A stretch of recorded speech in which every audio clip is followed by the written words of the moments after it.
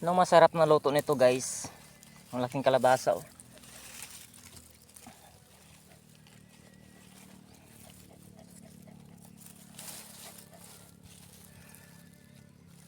Ano to, masarap to gataan. Kunin ko to mamaya or bukas. Tutuin ko gagataan. Haluan ng dahon ng malunggay. Meron pa isa dito kaso maliit pa eh.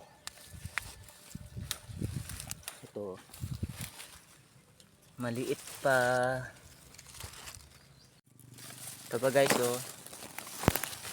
Oh. Pwede na to sa susunod. Ito pa mga mig oh. Yun oh, maliit pa. Pero pwede na yung gulayan, hindi lang babalatan. May bunga pa pala dito.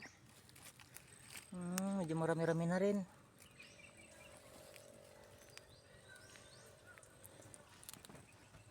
Kaso madamo lang.